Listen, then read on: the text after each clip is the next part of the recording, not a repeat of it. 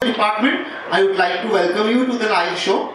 And as you can see, the entire seminar room is jam-packed by students, and some of them are still in their way. They will be coming after taking their examinations. And I hope students and you both, there will be enjoyment from the both end for this show. And I wish this show a grand success. Thank you so much. Over to Anirban. He will conduct the one. Okay, so it's our great pleasure to have Professor David Spergel among us. First, we should be, we should be grateful to him because he has agreed to come online at 6:30 a.m. in the morning. So I want to have, I want him to be here. So some of you who still doesn't know about Professor Spergel, just let me introduce him. And it's a very difficult job to introduce him because you don't know what to say and what not to say. So Professor David Spergel was a professor in Princeton University. He has become emeritus professor in this year. Now he is also acting as a founding director of Center for Computational Astrophysics in New York. He has received lots of awards. So if I take the names of those awards, it will take a long time, but some of them is the Breakthrough Prize in Fundamental Physics in 2018, NASA Public Service Award, and he was also listed in Nature's top 10 people who matter in 2014. He has worked on several research fields from cosmic microwave background to early physics to exoplanet. So his research area spans over a lot of topics. And I don't want to take much time, but as I have worked with him, I just want to say that David is really a multitasker. So he can do many things at the same time. And what I always say that if I learned many things from somebody in a little time, that will be from Professor Spergel. So now I will welcome Professor Spergel. Please give him a big hand, and then we will start.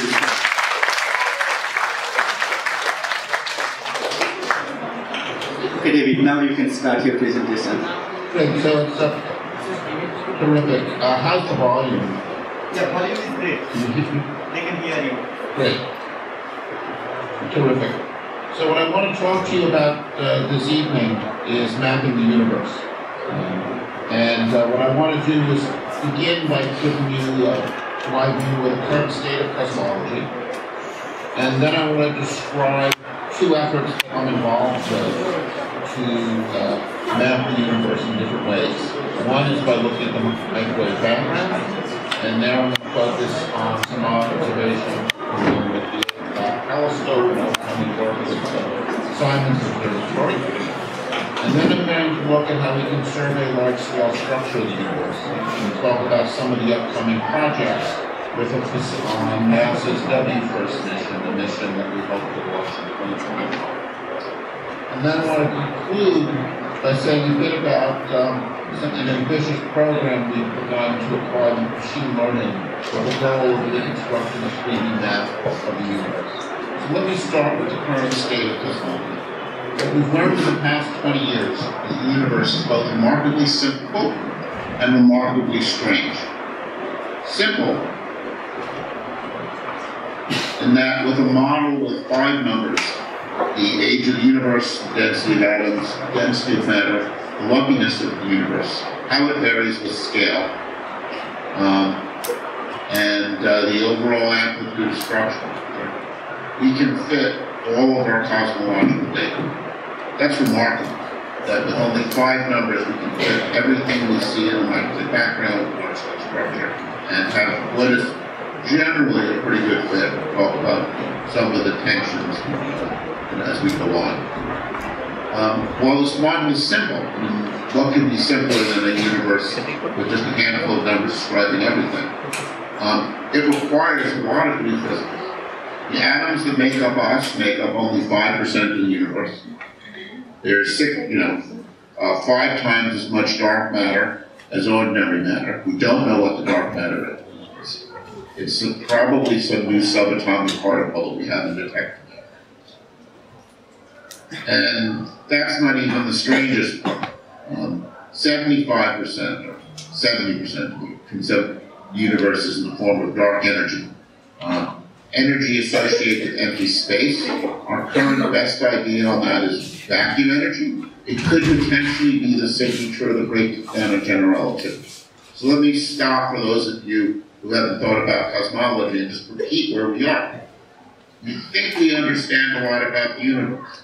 On the other hand, we only know what makes up 5% of it. 95% of the universe is in a form that we've not yet detected. And I think this is an important challenge for you and others of your generation who pursue physics to figure out what 95% of the universe is.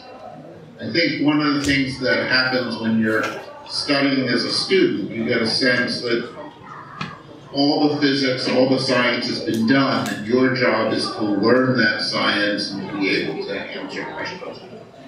That's not what research is like. There's an enormous amount we don't know.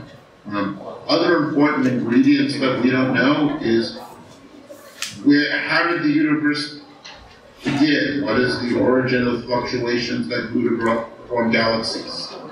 Basic and fundamental questions. We also don't know where the atoms that make us up come from. Our universe is baryon asymmetric. What we mean by that is we have many more protons and electrons than antiprotons and positons. We do not understand the origin of this baryon asymmetry. All four of these things, dark matter, dark energy, the origin of the fluctuations, and baryogenesis, requires new physics beyond the standard model of physics. The physics we know cannot explain all four of these things, and all of them point towards new discoveries.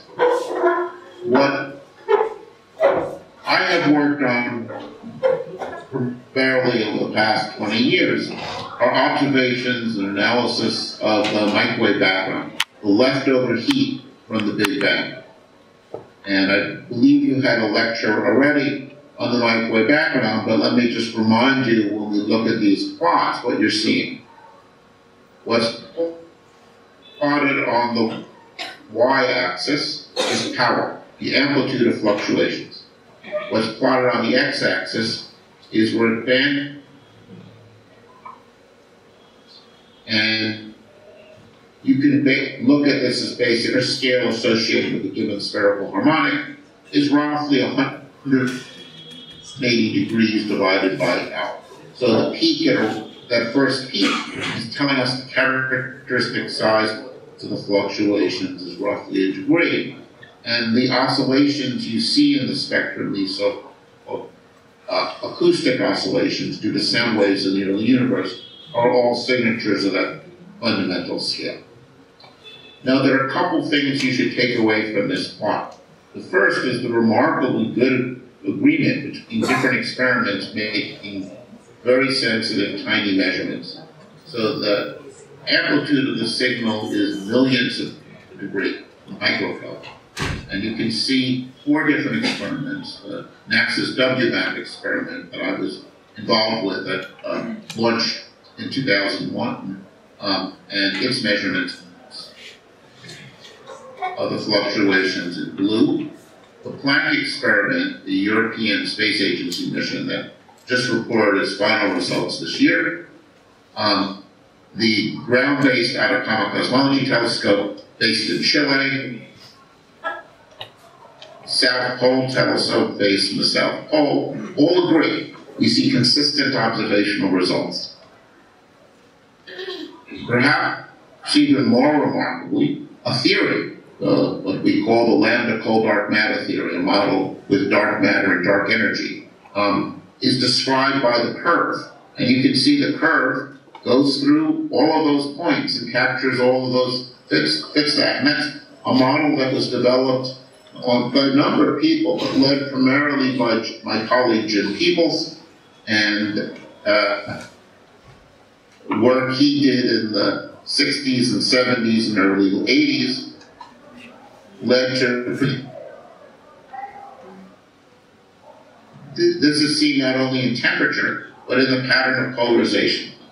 So when we look at the electromagnetic waves are polarized, and if they scatter off of something, I see polarization, and you can see a pattern of polarization. The pattern you see can be split into E modes and B modes, depending on the symmetry. A polarization pattern that is symmetric under mirror reflection is E-like, and those that is anti-symmetric is B-like. So we can also take the observations and analyze the E and the B modes. And if you look at this next figure, this shows again the plane temperature measurements. In the top, same theory, fitting the plane polarization measurements. In the middle, there's a temperature polarization correlation. And the polarization correlation in the lower left corner, and the lensing signal in the lower right corner. And again, it's the same model, we're not changing parameters, and you can see that it's fitting all of our data on the microwave sky.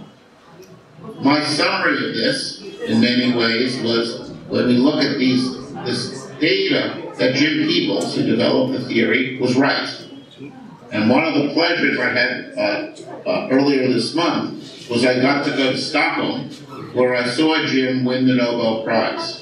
And Jim was my professor. He taught me quantum mechanics and thermal physics, and was my colleague for 30 years. And it was a great pleasure to go to Stockholm to see the pomp and circumstance and see him win the Nobel Prize. Basically, for developing the theory that all of this rests on and what's been confirmed by these observations. So while we talk about everything working, there are some intriguing tensions that perhaps point to the need for modifications to the theory. When we estimate the expansion rate of the universe, so-called Hubble constant, for the microwave background measurements, or for the measurements of large-scale distribution of galaxies, we call the large-scale structure, the best fit value gets around 68 kilometers per second per megaparsec. When we measure the expansion of the universe and infer distances to galaxies using stars and supernova, we get a value that's somewhat larger, about 73. Now, 68 and 73 aren't that far apart, so it's very important that we fully understand systematics and errors. This is a focus of a great deal of discussion right now. Some people think this discrepancy is pointing to new physics. Others feel, and I number myself among them, that this is likely a sign that we have subtle errors in our measurements. These numbers are quite close, and there are perhaps some subtle systematics in the way the observations are interpreted. When you have a situation like this, we need to do two things. One is develop new theoretical ideas that can perhaps explain this. The other is improve our observations, make independent observations, and confirm whether the value is 68 or 73 or perhaps something in the middle.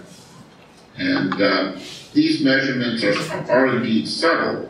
This plot shows the temperature fluctuations versus scale, again showing measurements now from WBAP, Planck, and more recent measurements from Chile in purple.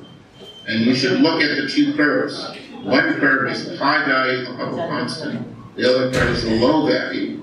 And you can see the differences are very subtle in measurements and temperature, which is one of the reasons we're interested in taking our polarization measurements. And if you look at the curve here, the differences become more pronounced, particularly look at the high multiples around L of 2000, 1800 and 2000, where you can see the purple and the blue first start to deviate from each other. The current error bars shown in purple are too big on our ground-based measurements to distinguish between these possibilities with our published data, and this is data published as of 2015. But what we've been doing over the past several years in Chile is making a more accurate map of the microwave sky. And with this more accurate map, we should be able to distinguish between the data. particularly we want to focus in on these regions here and look and see if which value is correct, to see if this basic model that we described of the Nobel Prize is describing the visible universe. So this is what we're doing in Chile. We're going to one of the driest places in the world, the Atacama Desert. There are parts of the Atacama Desert where it has not rained in recorded history. I've been to restaurants there that have open roofs because it doesn't rain. It's just always dry there. The geography is quite remarkable. You've got the cold current coming up from Chile, and that cold current dries it. That means it's very cold right along the coast, so air passing over the coast cools. When it then reaches the first mountain range near Antofagasta, it rains out, and very little rain gets to the desert. We're at a very high site, about 5,300 meters, right near the border with Argentina and Bolivia. And this is the telescope under construction. It's a 6-meter telescope that surveys the sky, and been doing this now for almost 15 years. We've been doing this with increasing sensitivity. Here's another picture of the telescope. And while the telescope is important, what's really important are the people. This is the people who do the science. Here's a picture of the science team at a recent meeting. Let's see, in the gray jacket, blue is Nicolia, who is in now. Many of the people on this team started as undergraduate or graduate students working on the project and have stayed with it, and eventually many of them have become faculty, and some of them now playing a leading role in driving the project. So right now we're working on the analysis. I can't yet report on new results. I can show some old maps to show you how things are improving. Here's a map that the Planck experiment took of the temperature. Here's our map, same region of the sky. You can see the improved resolution, the ability to see point sources. You can see the blue spots, which represent clusters of galaxies that we see through the Sunyaev-Slodova array. You can see the increasing precision of the new data. We now have about 20,000 square degrees of sky. We're in the midst of doing our analyses and hope to be able to report out some new results, new measurements in the coming year. So, to give a sense of what we'll be able to do, this shows a power spectrum that we reported in a recent paper that came out in November. And you can see in the blue lines the measurements from Planck. And the blue lines, the curve you see rising to the right, this goes to much smaller scale as you've seen before, represents the contributions from dusty galaxies and those point sources you saw. With higher resolution, we're able to remove those, and we can then move towards the red curve, which you see below, and that lets us push to smaller anchor scales and higher precision in both our measurements of temperature and polarization. I've already talked about polarization, and let me just skip that, it's easier not to show. So right now, we're trying to measure parameters from these maps. I can't report them. We're doing what's called blinded analysis. There's two of the people on our team, Steve Choi and Amelia Calbrese, and we are doing our analysis in a way in which we can see the answer, so that we're not persuaded by our desire to agree with one result or another. And it's only when we decide that the maps are done, that we've frozen the software, that everything is, that we'll open the box and look at the results. And we will do that sometime in the, we hope in January and hope to report results before the spring. So what can we do with measurements like this? Well, in addition to looking at the large scale, the early universe, when we look at the microwave background, we're looking at the universe 13.8 billion years ago. We also can learn about the intervening universe. As the picture on the right shows, as the microwave background's photons propagate from the early universe to us, moving forward in time, the fluctuations propagate through density fluctuations in the universe.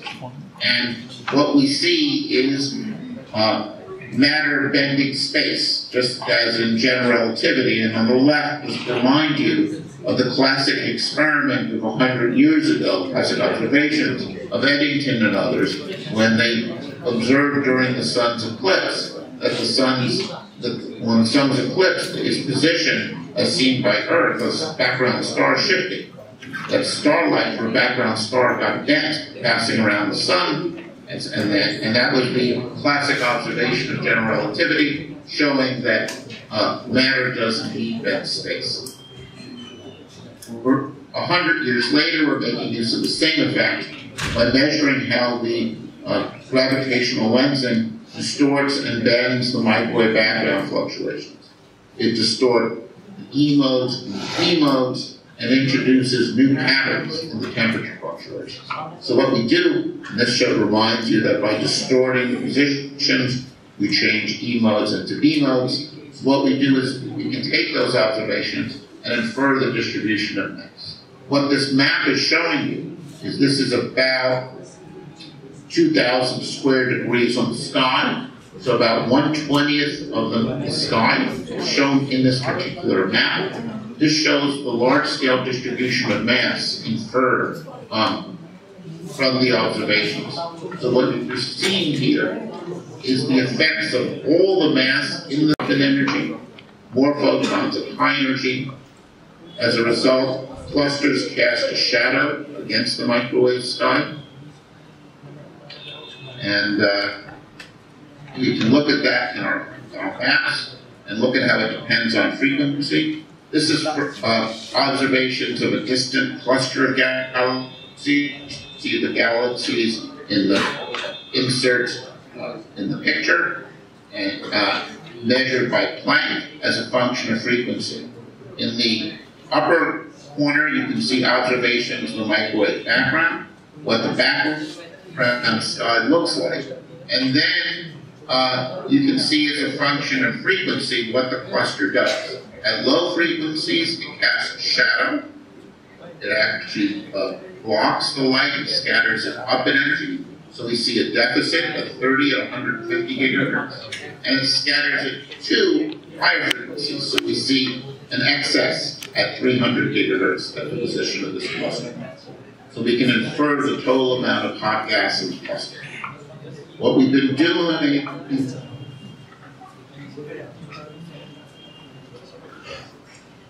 with ACT data is making a map of the distribution of pressure across the whole sky.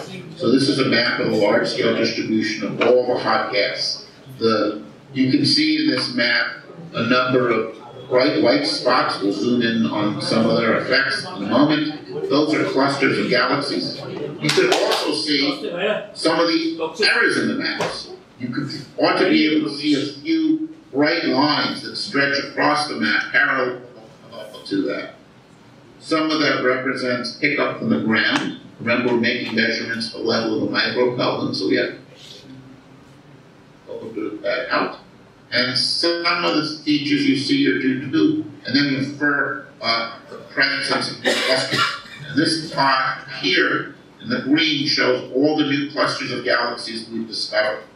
We're basically seeing all of the massive clusters in the visible universe, or the now the 15,000 square degrees we've analyzed in this particular analysis. So we'll look at about 40% of the visible shows rich clusters. whose mass is exceeding roughly 5 as a function of how feedback works and uses trace galaxies across the system. So that's where we are. What we're doing next is we're building a next generation experiment at the same site that will have roughly 10 times the sensitivity. We will first see light in about 2021 and start surveying in 2022. The Simons Observatory project is an international project. I think we have now about 250 scientists involved in this project.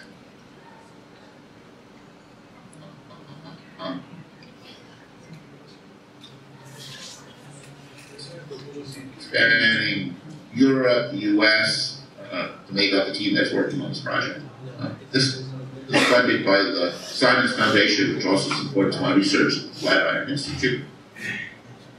Right now we're in the midst of constructing this project. This is where we are. Building it will be this plot here shows the sky that will cover much of the visible sky from Chile, and the points shown in blue are hypothetical measurements compared to current data. You can see that we're going to be able to push out to much smaller scales and see much higher sensitivities. We will have 5 times the angular resolution of the Planck experiment and roughly 10 times its sensitivity. So right now what we're doing is working on building these. We're building a small aperture, a series of 3 small aperture telescopes that are optimized to look at larger scales, to measure gravitational waves and look at E-modes. And these are design pictures of a large aperture telescope, a 6-meter telescope that's designed to replace the App telescope you saw, have a much larger field of view, capable of working with 100,000 detectors, which will let us achieve the greatest sensitivity to date for measurements of the microwave sky. This is not just a PowerPoint project with just pretty pictures. This is something we're building right now. You can see pictures of detectors on the left. Detectors get placed inside an instrument that goes into the bolometers. Those are where it says LATR and SAT. Those are very large bolometers that pull the detectors down to the millikelvin, to the tens of millikelvin level, where they operate most efficiently. So they'll be operating at tens of millikelvin above absolute zero. You can see the team of assembling these, and these are getting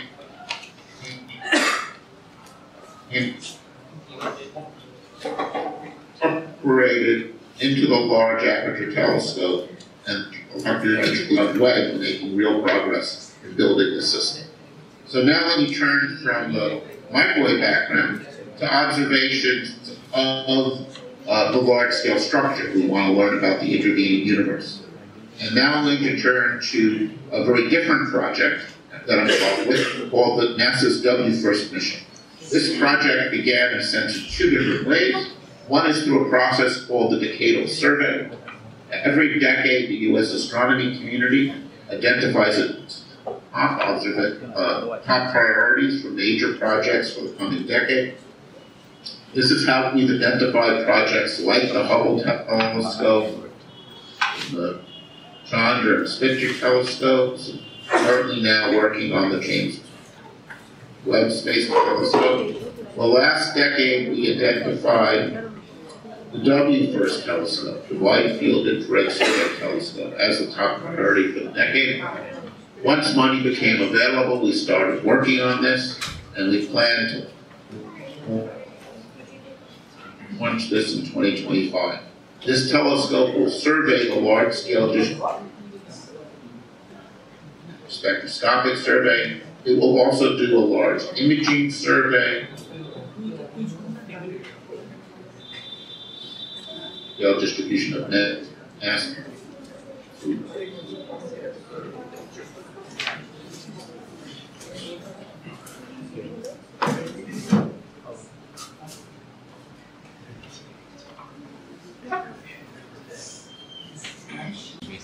Planetary system and beginning to characterize the planets.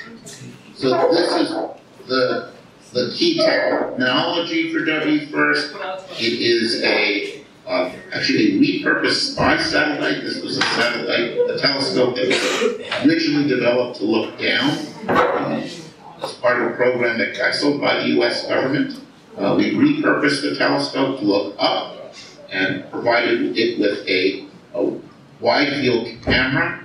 This shows the area that the camera covers compared to the Hubble telescope and James Webb. It will cover each image roughly 100 times the area of Hubble at the same resolution. This will be very powerful for mapping the whole sky.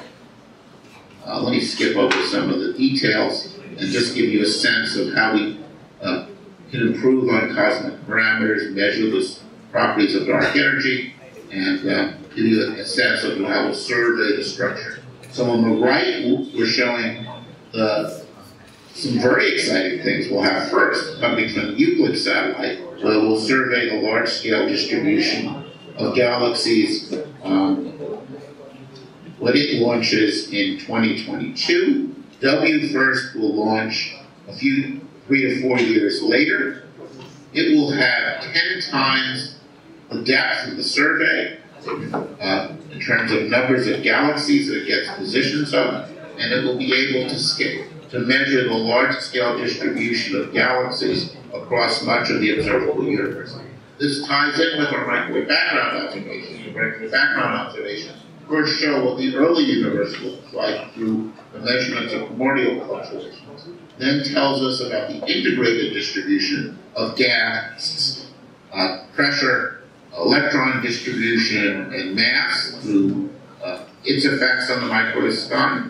And then our galaxy observation gives us a three-dimensional picture of the large-scale distribution of the universe. We can then tie these together to look at how the universe forms and evolves. Now, I want to conclude by talking about the direction that the group is taking in thinking about how we want to analyze these observations. I hope I've given you a sense that an enormous amount of new exciting data are coming. I've only touched on a few of the experiments, WFIRST, Simon's Observatory. There'll also be measurements of the European Euclid experiment, observations of a large-scale structure taken by the LSST telescope, which is a ground-based telescope in Chile, which will be mapping the sky. Already underway is a big survey called DESI, which is getting the positions and redshifts of millions of galaxies, letting us map out through those measurements of large-scale structure of the universe. And these observations, I think, are going to give us a tool for studying dark matter, dark energy, and the emergence of structure of the universe. And what we hope to develop are techniques for analyzing this data that go beyond just the 2-point statistic that corresponds to the power spectrum that I showed in that map. What we'd like to do is actually forward model the whole universe. I'm writing out an equation here that we're hoping to be able to solve, which is ask, what is the likelihood of the data? D here is the microwave background data. D prime is the large-scale structure data. What is the likelihood of the basic parameters of the universe given the data? And to do that, we need to be able to start with initial conditions. Start with the amplitude of all fluctuations in the universe in 3 dimensions. Integrate forward. Predict where the galaxy should be. Predict the microwave background. Marginalize over uncertainties in the astrophysics. Marginalize over uncertainties in the observations. And basically be able to forward model from initial conditions forward to the observed universe. And then integrate over all possible amplitudes. And this is something that there's been some initial work done on, using simple approximations to the evolution of large-scale structure, but something that I think in the next 5 to 10 years, we should be able to properly do this and get a full history of the universe's evolution on large scales. So this will not be trivial.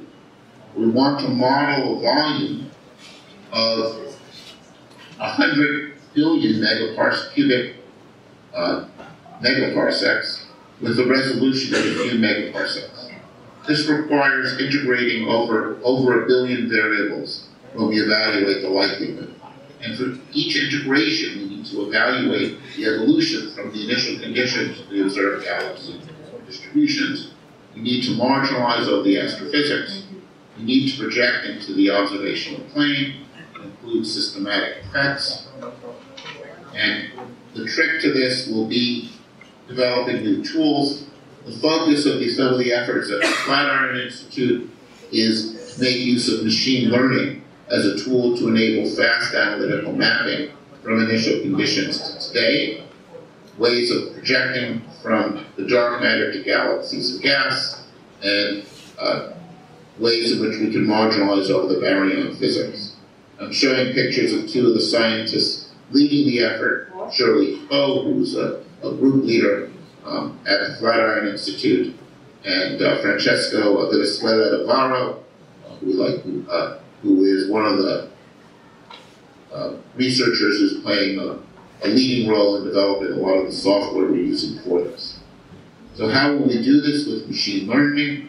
Well, the first step is to learn how to forward model the dark matter evolution. So what we do is we begin by taking analytical predictions of how to go from initial conditions to the large-scale distribution of matter.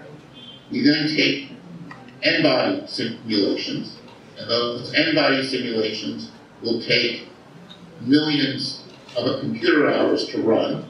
We'll watch them evolve from initial conditions to the answer, to a physical state.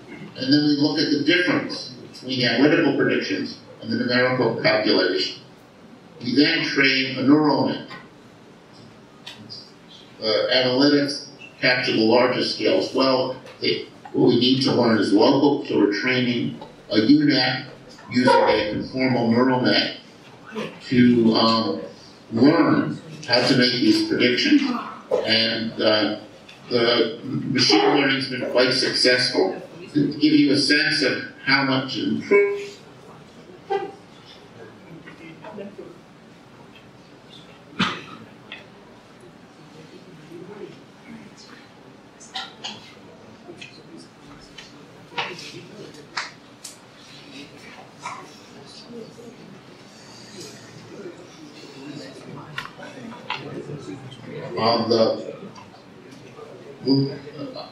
on the other side, you now see the displacements, the area of displacement done with machine learning, and you notice the plot is almost entirely blue. The errors are typically below half a megaparsec. We're getting an order of magnitude improvement in how well we can predict things analytically. And while the nice features of a neural net, it's an analytical map, so we can differentiate it. We can use that to use techniques to improve our fits. And importantly, this runs much faster than doing our numerical simulations, roughly 60 million times faster than running a full n-body simulation. Improvement in speed makes it feasible to survey over initial conditions and try to find what initial conditions predict a large-scale structure.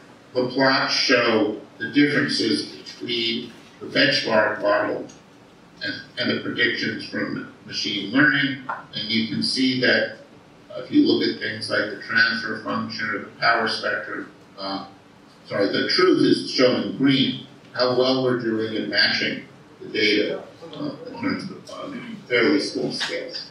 So this gives us the distribution of dark matter. Our next step is predicting where the galaxies are, where the hot gas is. For that, what we do is we take big hydro simulations. What's shown here is the illustrious TMG simulations. These take hundreds of millions of computer hours, CPU hours to compute on some of the world's largest machines, and they predict where the hot gas is, where the galaxy should be. We then train the neural net on learning how to assign hot gas and galaxies to the dark matter distribution. This lets us learn from the simulations where the galaxies are, and use that prediction. We'll use that prediction to compare to our large-scale structure observations. So shown here in this movie is the evolution of the gas, the large-scale structure. Here you see the hot gas emerge. And you see explosions from AGNs driving the hot simulations. There are, of course, uncertainties in the simulations, and what we plan to do is run these simulations with different sets of parameters, train on the range of parameters. This lets us marginalize over the uncertainties in the parameters.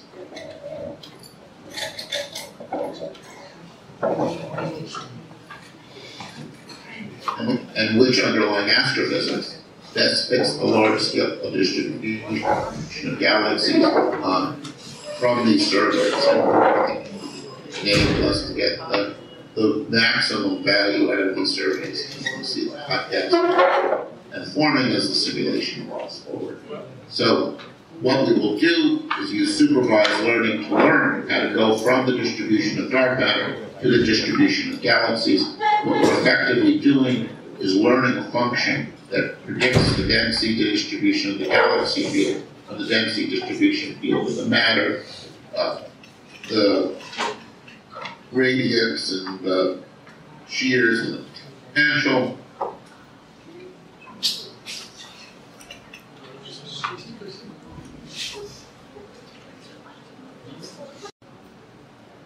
It will let us train our neural net. We've just completed a set of 43,000 full and body simulations surveying over 7,000 cosmologies. These simulations mean we now have predictions for over 8 trillion particles. These simulations were very time-consuming. They took over 35 million CPU hours. And we generated about a petabyte of data. And this large data set is what we're using to train our neural nets. We're also running a series of hydrodynamic simulations. So we're running air.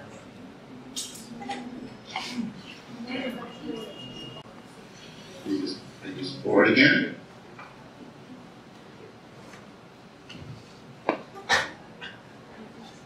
We don't know what the dark matter is. We don't know what the dark energy is. We have these big open questions we want to address. We're in the fortunate position that if I look forward to the next decade, there's tremendous advances that's happening in observations. I talked about the next generation microwave background experiments and where we are with. We had a number of big surveys taking place in much of the sky. I said a bit about the W-FIRST mission, but it's only one of the big surveys. And I concluded by talking about some of the new approaches that are enabled by machine learning. I see some real opportunities to go beyond the statistical techniques that we've used in the past years and emulate what happens in the simulations and do a full nonlinear evolution effectively that lets us reconstruct the formation history of a whole universe. And that ambitious goal is something I think we can realize in the coming decade. And I hope this talk is giving you a sense of the tremendous intellectual opportunities that I see in cosmology in the coming years. We have big questions. The data is rapidly improving, and there are important theoretical challenges, both fundamental physics, thinking about question is the nature of dark matter, and challenges of computational physics trying to carry out the simulations needed to reproduce the Lorentz structure. So thank you for listening. Let me stop here and try to take some questions. Thank you. Okay, thank you very much, David, for giving us a wonderful talk and talking about the future experiments.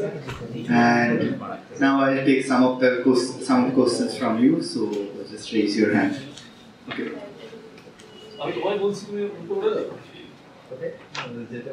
Dark matter কেন Luminous নয়? Because আমরা জানি photon electromagnetic interaction করে, তাহলে কি dark matter electromagnetic interaction করে না?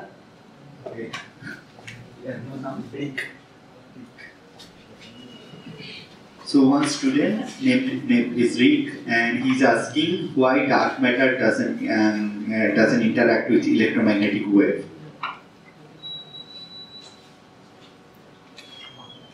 Well, why? So we don't know what dark matter is. All we can do is observe its properties. If dark matter interacted with electromagnetic waves, we would have seen its effect. So we can look in a number of different ways. We can look, say, for example, at a distant quasar and ask, is quasar light affected by the dark matter along the line of sight? Do quasars that have more dark matter in front of them, do they look dimmer than quasars that have no dark matter in front of them, less? And we don't see any variation. So that's one way in which we can tell dark matter doesn't interact with light. Another is experimental. If dark matter is some new subatomic particle, then because the dark matter fills our galaxy, there's 1 million dark matter particles streaming through our bodies every second, streaming through our experiments. If the dark matter had electromagnetic interactions, it would be interacting with the electrons and nuclei in our experiments, and we don't see it. So what we have at the moment are constraints on the dark matter interactions, either through the electromagnetic interaction, the strong interaction, or the weak interaction, with ordinary matter.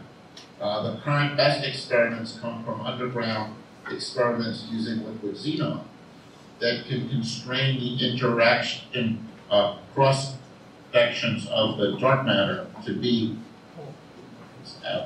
quickly about 10 to the minus 12 times weaker than the interaction of neutrons with ordinary matter. So we know whatever the dark matter is, it interacts extremely weakly, which is why we've nicknamed many of the candidates for the dark matter particles WIMPs, or weakly interacting massive particles. Thanks. Any other question? Okay. Any?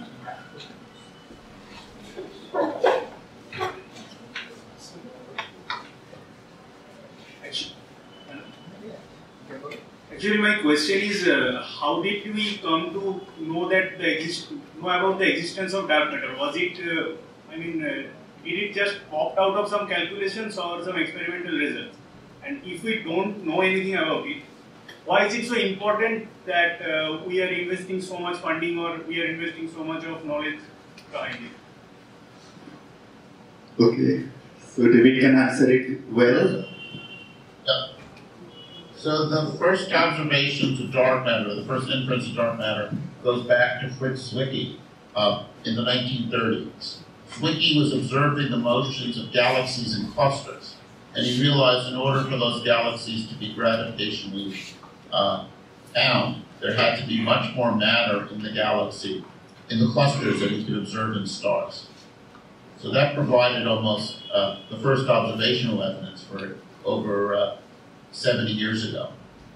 Subsequent work in the 70s, led by Vera Rubin and Alfred Bosma, traced the distribution of infer the distribution of matter in individual galaxies by looking at motion of gas and stars in circular orbits. What they saw was, take a galaxy like our own, most of the starlight is interior to the orbit of the sun around the center of the galaxy. But when we infer the distribution of matter, what we see is that the matter distribution goes much further out, and that the matter distribution contain more than 10 times the mass we see in the stars. So that we can, we see this distribution in galaxies like our own, and subsequent to that, when we try to understand our cosmological model, try to understand the distribution of large-scale structure, we realized that the same dark matter that we needed to explain the properties of individual galaxies, we also needed to explain cosmology. So from this, we learned that there's dark matter, and it's something that interacts gravitationally. And we haven't figured out how else it interacts. We're looking for it. Why is this worth doing? Well, some level, it's fundamental curiosity. There's something in our universe that's 5 times more common than atoms, and we don't know what it is. We want to figure out what's out there. And I think what drives us is, as physicists, doing a fundamental work is a desire to understand. There's something new to discover. If we can figure out what this is, this will tell us much, hopefully a lot about the basic properties of the universe. Why is this worth investing? Well, there's a couple of answers to that. One is a poetic one. We have a drive to understand the universe around us. This is something that humans have been doing since we evolved our intelligence, and we want to.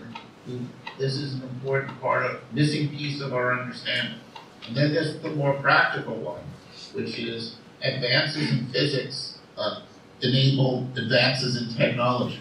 When Maxwell developed his theory of electromagnetism, he didn't imagine that it would enable technologies that would let me sit at my kitchen table in New Jersey and talk to you in India. And so whether you look at things like, how studying the detailed properties of nuclei led to magnetic resonance imaging, we often develop physics that lets us develop new technologies. But also, in doing these searches, we tend to develop technologies along the way that's quite useful.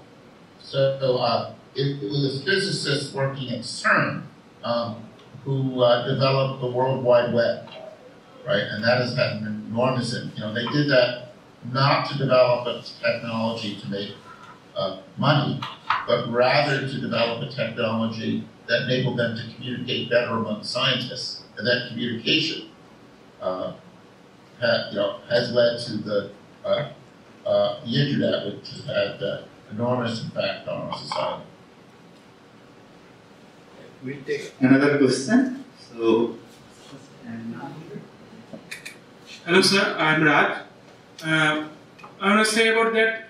We all know that the cause of accelerating expansion of universe as dark energy is the main reason, and another reason is of such case when gravitational wave emerges between the collapse of black hole or neutron stars.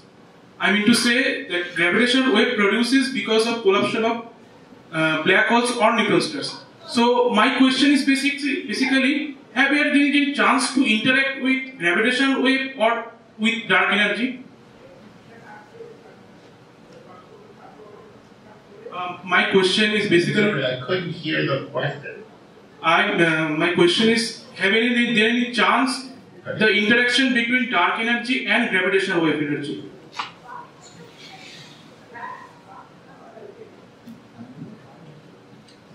he is basically asking if there is any chance of interaction between gravitational wave with the dark energy. That's a very interesting question, which is, as the gravitational waves propagate, are they affected by dark energy, or are they affected by states along the line of sight? And this is something that we did not know the answer to until very recently, when we saw the detection of gravitational waves with LIGO, particularly when neutrons started transponders. And what we saw was that the amplitude of the gravitational wave signal was consistent with no interactions along the line of sight. And this is something that I explored with working with one of my graduate students at the time, Chris Pardo, and also worked with Maya Fishbach in Chicago. So what we did was we compared the energy seen in LIGO with the energy predicted, and pointed out that if the gravitational waves interacted with the dark energy, if they effectively had lost energy as they propagated, the signal we see was much weaker. So we were able to constrain the strength of interactions between gravitational waves and dark energy. So far we've seen nothing.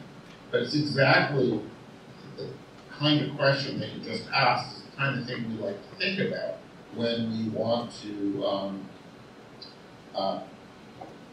try to figure out new ways of detecting the nature of dark energy. Okay. Thanks. আমাদের Galaxy তো sir পুরো matter দিয়ে তৈরি, এমন কি কোনো Galaxy থাকতে পারে যেটা অ্যান্টি ম্যাটার দিয়ে তৈরি, সেটাকে ডিটেক্ট করা যাবে কিভাবে? ব্যারিয়ার অ্যাসিমেট্রি, তাহলে ওটা ক্যান্সেল হতে পারে। নামটা Samir. Okay, so Somir is asking that our galaxy is made of baryonic matter. Is there any possibility that there could be another galaxy which could be made of antimatter, or if we can detect those aspects of a galaxy made of antimatter?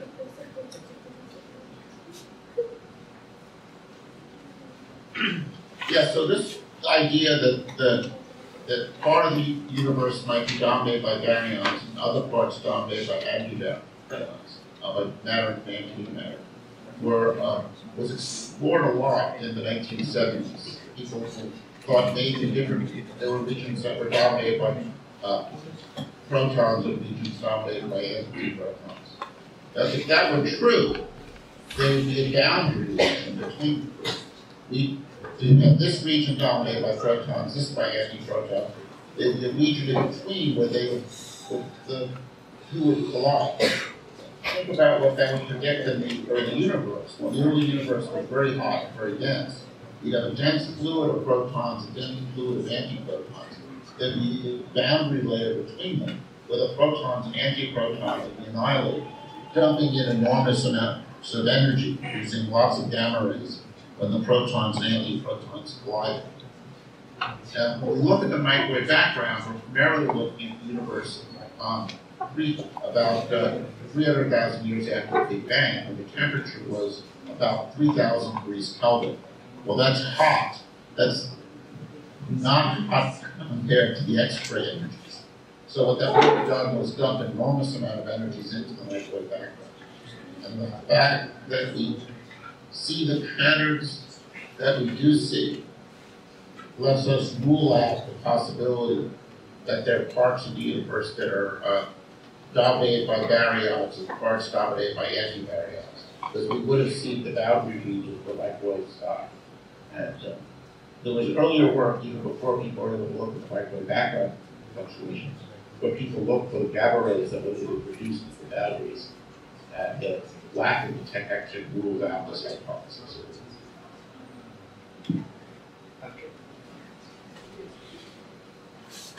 So my name is Shoykot, and my question is that, is the Big Bang conclusively and theoretically established as the origin of the universe? If it's not, then what is what exactly prohibits it from being totally established as the conclusive theory to the origin of the universe? So what we know is the universe is expanding. We can see galaxies moving away from us. We look back in time, we see it was hotter and denser. If we look at the microwave background, we can see that it was hotter and denser early on. So what we know is the universe is expanding. So the running time backwards, you go back in time, the universe must be hotter, denser. We can extrapolate back in time to a few, within nanoseconds of the Big Bang and feel we have a reasonable understanding of physics. But the further back we go, our knowledge of physics starts to break down. As we get back towards the initial singularity, the point at which the density and temperature diverge, our knowledge of physics breaks down. We do not have a successful theory of quantum gravity, a theory that tries to get a general relativity in quantum mechanics, a theory that unifies all the forces of nature. So without that successful theory, we don't have the tools to predict further back in time. So we actually don't know how the universe begins. Right now, there are sort of three competing ideas that people explore. One's an idea that says that the universe began a hot Big Bang and there was nothing before the Big Bang. This is an idea that Stephen Hawking, among others, have promoted the idea that asking what was before the Big Bang is like asking what's north of the North Pole. It's not a sensible answer when you talk about the geometry of space-time beginning at that point. A second set of theorists explore the idea that the universe is actually infinite in time and goes through a series of collapses, bounces, collapses, bounces, and oscillates back and forth. And we're now in an expanding phase, but that eventually we will enter a collapsing phase. And third set of theorists explore the possibility that we're living the universe is a quantum and that this is one of many possible universes that's and an active area in the world to explore these speculations.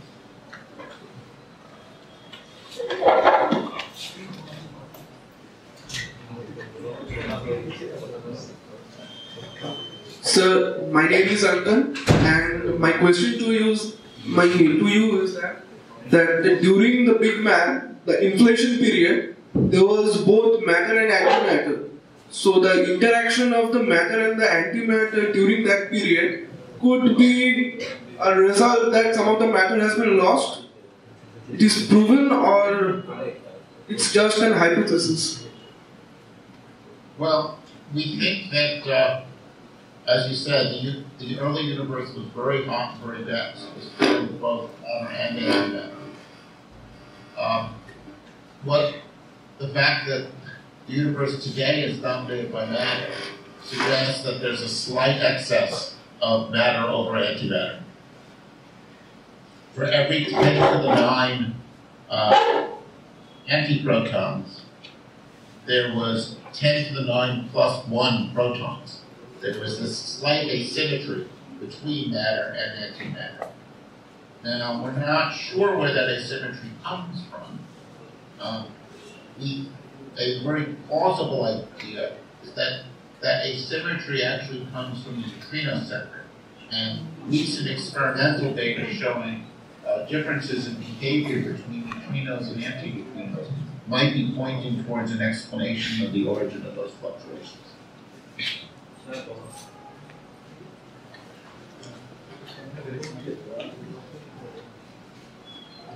So myself, Olive Shadash. My question is. Excuse me? Hi. Yeah. So my question is, as dark matter doesn't interact with anything else, so how can we detect dark matter? Is there anything way out to detect the dark matter? Well, all we can say is dark matter interacts weakly with ordinary matter. And what we hope is that there is some weak interaction, and that we can detect those weak interactions in the experiments. So we aim to make the experiments more and more sensitive so we can make those detections. So I'm going to have to go soon here, so I should probably just take one last question. Yeah, last one question. Will it be okay if I give you? Okay, last one is okay.